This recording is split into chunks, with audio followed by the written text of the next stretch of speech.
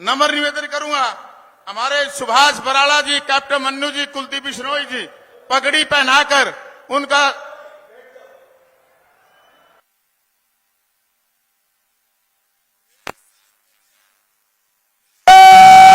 माता की।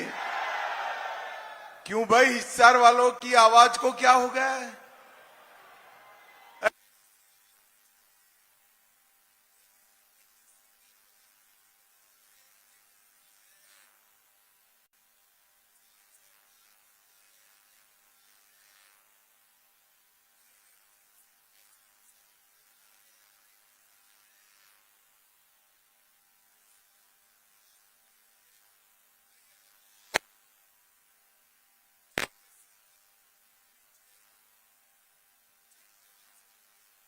भारत माता की जय श्री राम, जय जय श्री राम। आज सारे लोग बैठ जाओ भाई, जरा एक कटआउट बटआउट भी नीचे कर दो, पीछे दिखाई। यहां पर भी सारे लोग बैठ जाओ, जरा बैठ जाइए भाई, मीडिया वाले भी बैठ जाए, जरा आपका डंडा ऊपर रखो, बैठ जाओ सारे लोग, पीछे माताएं बहनें बैठी हैं, बैठ जाइए भाई। सिक्योरिटी के लोगों को आगे आने दे, पहली रेलिंग तक सबको आगे आने दो। बाहर खड़े वो भी अंदर आ जाए, जरा पहली रेलिंग तक आने दो सबको, बाहर खड़े वो लोग भी अंदर आ जाए जरा।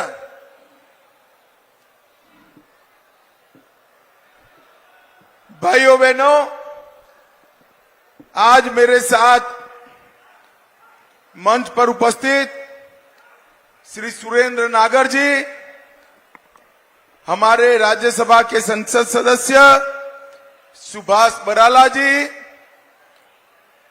कमल गुप्ता जी, बिशंबर वाल्मीकि जी, रणबीर सिंह गंगवा जी, श्री कुलदीप बिश्नोई जी, डॉक्टर वत्स साहब, राव नरवीर जी, स्वामी सुमेगानंद जी, डॉक्टर आशा खेदड़ जी, विनोद बयाना जी, श्री भव्य बिश्नोई जी, श्रीमती सावित्री जिंदल जी, छत्तरपाल जी, वेद नारंग जी, टेकराम कंडेला जी, गौतम सरदाना जी, अमरपाल जी, और आज जिनको जिताने की अपील करने के लिए मैं आया हूं, श्रीमान चौधरी रणजीत सिंह जी। रणजीत सिंह जी खड़े होइए, सभी लोग ताली बजाओ जरा रणजीत सिंह के लिए।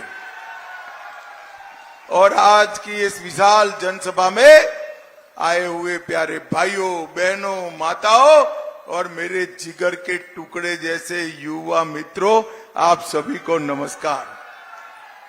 भाइयों बहनों, आज जब मैं हिसार आया हूं तब सबसे पहले अग्रोहा धाम को प्रणाम कर कर मेरी बात की शुरुआत करना चाहता हूं। बम्बोरी माता मंदिर, काजला मंदिर, बाबा शीतलनाथ को भी प्रणाम करता हूं। महान स्वतंत्रता सेनानी लाला हुकमचंद जैन, मुनीर बेग, पंडित नेकीराम शर्मा, दादा गणेशी लाल और लाला लजपत राय को भी याद कर कर मेरी बात की शुरुआत करना चाहता हूं। भाइयों बहनों, मैं हरियाणा की भूमि पर आया हूं तब हरियाणा की भूमि ये देश को 3 क्षेत्रों में सबसे बड़ा योगदान अगर किसी ने किया है तो हरियाणा ने किया है। एक तो देश की सीमाओं की सुरक्षा, आज हम निश्चिंत होकर अपने घर में सो रहे हैं, इसका कारण हरियाणा का जवान सीमा पर भारत माता की रक्षा के लिए तैनात है, इसलिए सो रहे हैं। दूसरा, हमारा किसान, एक जमाने में गेहूं अमेरिका से लाना पड़ता था, आज अन्न के क्षेत्र में हमारा देश स्वावलंबी हुआ। इसमें सबसे ज्यादा योगदान किसी का है तो हमारे किसान, और उसमें भी हरियाणा के किसान का है। और तीसरा, खेल कहीं पर भी खेला जाता हो, राष्ट्रीय हो अंतर्राष्ट्रीय हो, सबसे ज्यादा मेडल अगर किसी को मिलते हैं तो हरियाणा के धाकड़ खिलाड़ियों को मिलते हैं। धाकड़ खिलाड़ी, ये तीनों क्षेत्रों में हरियाणा ने देश को आगे बढ़ाने का काम किया है और ये तीनों क्षेत्रों को एक एक एक कर कर कांग्रेस पार्टी ने खत्म करने का काम किया है। भाइयों बहनों, मैं आज आपको बताना चाहता हूं, कांग्रेस पार्टी ने अपने शासन के अंदर बोफोर्स का घोटाला किया, हेलीकॉप्टर का घोटाला किया, सेना के जवानों की गाड़ियों का घोटाला किया, हजारों करोड़ के घोटाले एक कांग्रेस पार्टी ने किए। किसानों के लिए भी फर्टिलाइजर का घोटाला, चावल का घोटाला, फूड के स्कैम का घोटाला और खेलों में कॉमनवेल्थ गेम का घोटाला किया। ये तीनों क्षेत्र जो हरियाणा को आगे बढ़ाते हैं, तीनों क्षेत्रों में कांग्रेस पार्टी ने अपना घर भरने का काम किया है। जब मोदी जी ने आते ही सबसे पहले 1 रैंक 1 पेंशन का काम कर 1,20,000 करोड़ सेना के जवानों के अकाउंट में सीधा भेजने का काम नरेंद्र मोदी जी ने किया और 20 लाख करोड़ का अनाज एमएसपी पर खरीदा। सबसे ज्यादा अनाज आजादी के बाद अगर एमएसपी पर किसी एक सरकार ने खरीदा है तो वो भारतीय जनता पार्टी की नरेंद्र मोदी सरकार ने। और हरियाणा में तो भाजपा सरकार ने भावांतर योजना से कोई क्रॉप नहीं छोड़ा जिसमें कोई फायदा किसान को न मिलता हो। और खेलों के बजट में मोदी जी ने 3 गुना बढ़ोतरी की, स्टेडियम बनाए, नए कोचेस लाए और खिलाड़ियों के मानदेय के अंदर भी बढ़ोतरी करने का ऐलान किया। और हरियाणा वालों सुन लो, 2036 में मोदी जी ओलंपिक भी यहां पर हमारे देश में लाने वाले हैं। मोदी जी ने तीनों क्षेत्र को आगे बढ़ाना का काम किया और कांग्रेस ने तीनों क्षेत्र को बर्बाद करने का काम।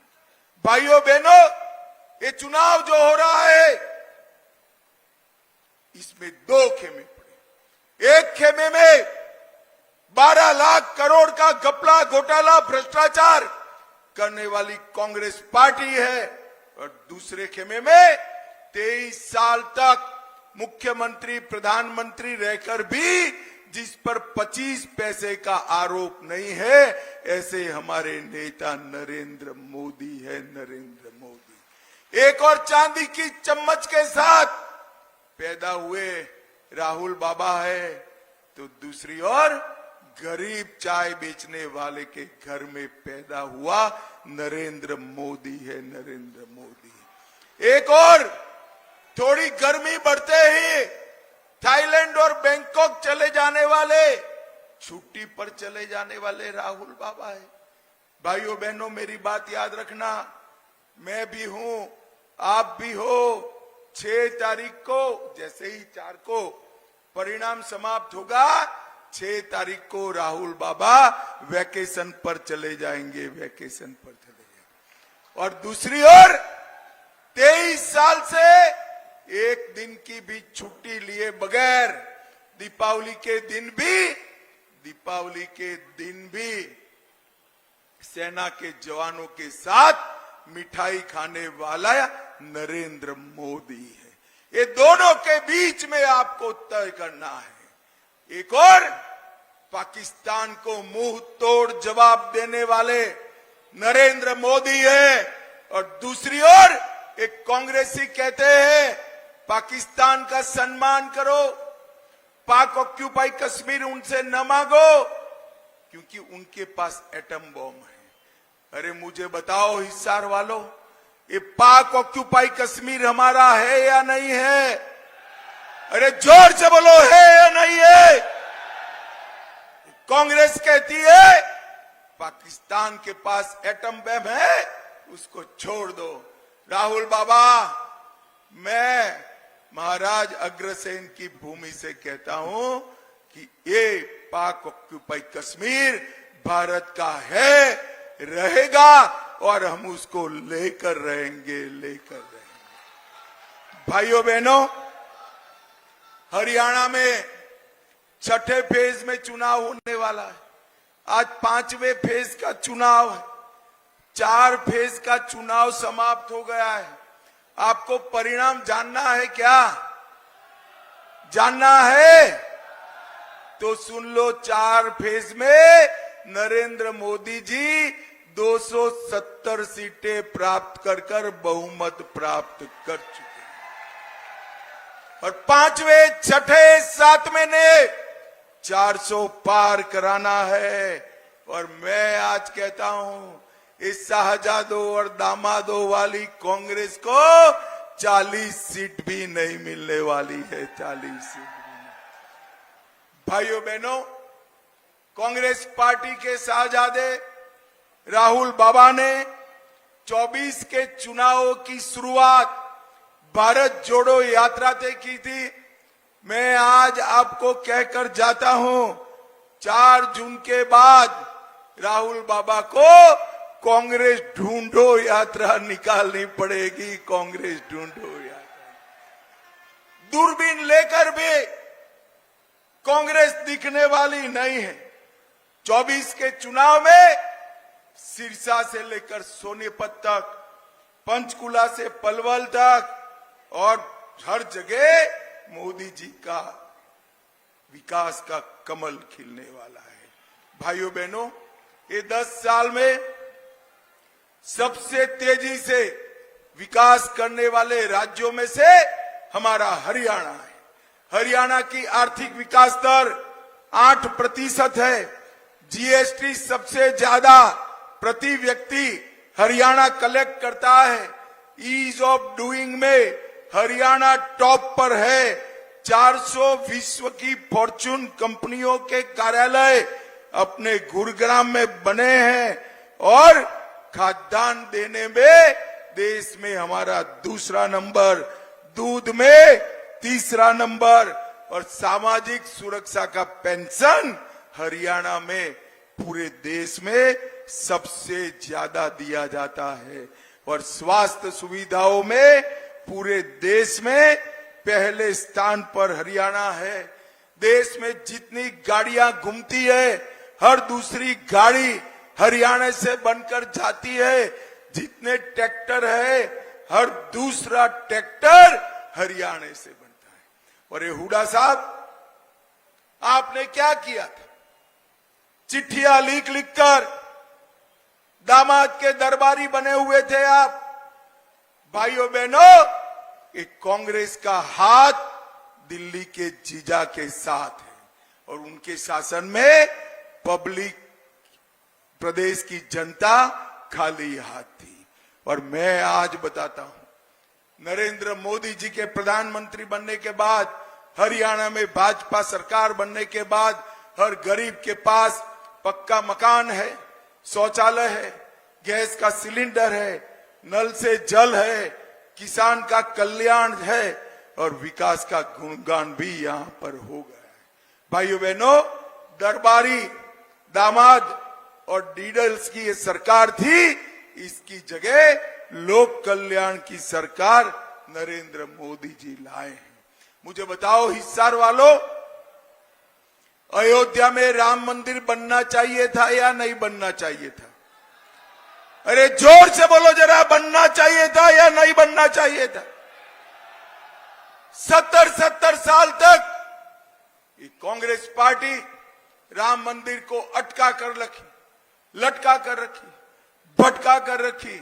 आपने मोदी जी को दूसरी बार प्रधानमंत्री बनाया, 5 ही साल में केस भी जीता, भूमि पूजन भी किया और 24 जनवरी को प्राण प्रतिष्ठा कर जय श्री राम कर दिया। और माताओं, भाइयों, बहनों, जब ये प्राण प्रतिष्ठा का निमंत्रण राहुल बाबा, सोनिया गांधी और प्रियंका गांधी को दिया गया, वो प्राण प्रतिष्ठा में नहीं गए। क्यों नहीं गए भाई, मालूम है आपको क्यों नहीं गए? मैं बताता हूं। वो डरते हैं अपनी वोट बैंक से। और हिसार वालों, यहां बैठे हो ना, आप लोग उनकी वोट बैंक नहीं हो, उनकी वोट बैंक वो घुसपैठिए है, घुसपैठिए उनकी वोट बैंक। उनके डर से राम महोत्सव में नहीं गए और आज देश में सवाल खड़ा कर रहे हैं। भाइयों बहनों, मुझे बताओ, ये कश्मीर जो है हमारा है या नहीं? जोर से बोलो, है या नहीं है? धारा 370 हटनी चाहिए थी या नहीं हटनी चाहिए? 70 साल तक एक कांग्रेस पार्टी धारा 370 को संभाल कर बैठी, एक अनौरत संतान की तरह अपनी गोदी में खिलाती रही। मोदी जी आए और मोदी जी ने धारा 370 को 5 अगस्त 2019 को समाप्त कर दिया और कश्मीर को हमेशा के लिए भारत का हिस्सा बना दिया। और नरेंद्र मोदी जी ने इस देश से आतंकवाद को समाप्त किया, नक्सलवाद को समाप्त किया है। एक जमाना था, सोनिया मनमोहन की सरकार थी, आए दिन पाकिस्तान से आलिया मालिया जमालिया आते थे, घुस जाते थे, बम धमाके करते थे और मनमोहन सिंह जी कुछ नहीं बोलते थे। नरेंद्र मोदी की सरकार बनी, उरी और पुलवामा में हमला किया और इस 10 ही दिन में मोदी जी ने सर्जिकल स्ट्राइक और एयर स्ट्राइक कर पाकिस्तान के घर में घुसकर आतंकवादियों का सफाया करने का काम नरेंद्र मोदी जी ने किया। भाइयों बहनों, मोदी जी ने सभी को, पूरे देश को कोरोना का टीका लगाकर सुरक्षित किया। हिसार वालों, आप सभी को टीका लगा है या नहीं लगा है? जरा जोर से बोलो, लगा है या नहीं लगा है भाई? और ये राहुल बाबा उस वक्त मजाक करते थे कि मोदी टीका है मत लगाओ। और मैं आज देश की जनता को पूछना चाहता हूं, इनका मानकर टीका न लगाया होता तो आज देश कोरोना से सुरक्षित होता क्या? जोर से बोलिए, होता क्या? राहुल बाबा, कोरोना जैसी महामारी में आपने राजनीति करने का, ओछी राजनीति करने का काम किया है।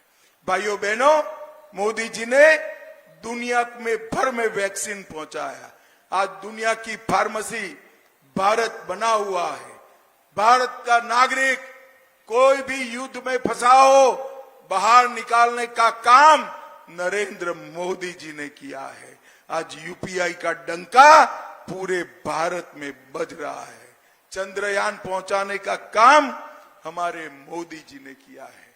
भाइयों बहनों, एक कांग्रेस पार्टी हार को देखकर झूठ के आधार पर जीत प्राप्त करना चाहती।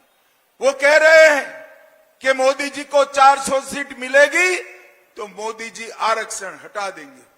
मैं आज कहकर जाता हूं, जब तक भारतीय जनता पार्टी का एक भी सांसद है, हम आरक्षण को नहीं हटने देंगे, नहीं हटने देंगे, नहीं। भाइयों बहनों, और एक कांग्रेस पार्टी ने मुसलमानों को आरक्षण दिया है। हम 400 सीट आप दिला दो, एक गैर संवैधानिक आरक्षण को समाप्त करने का काम भी भारतीय जनता पार्टी की सरकार। भाइयों बहनों, राहुल बाबा कहते हैं कि कांग्रेस की सरकार आएगी तो ट्रिपल तलाक वापिस ले आएगी। आपको ट्रिपल तलाक वापिस लाना है क्या? जरा माताएं बहनें बोले, लाना है क्या?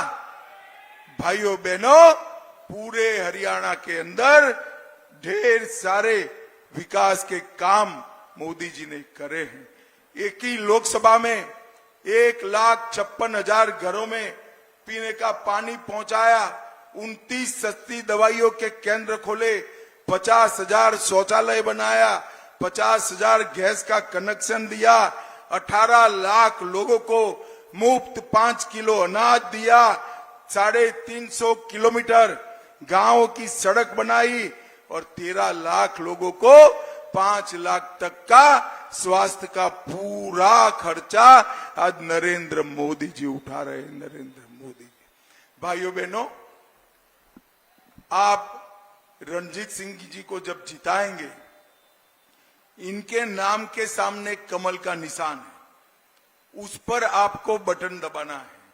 मगर मैं बताकर जाता हूं, रणजीत सिंह के नाम के सामने जो कमल का निशान दबाएंगे, वो वोट सीधा नरेंद्र मोदी को प्रधानमंत्री बनाने के काम में आने। भाइयों बहनों, मुझे बताओ, आने वाले दिनों में जब 25 तारीख को चुनाव होगा, कमल के निशान पर आप बटन दबाएंगे क्या?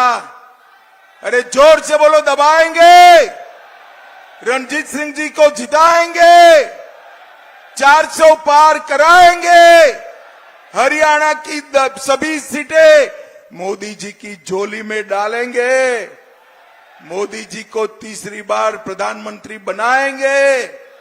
तो मेरे साथ दोनों हाथ उठाइए, उठाइए दोनों हाथ, विजय के संकल्प की मुट्ठी बींचे और प्रचंड आवाज से बोलिए, भारत माता की जय श्री राम, जय जय श्री राम।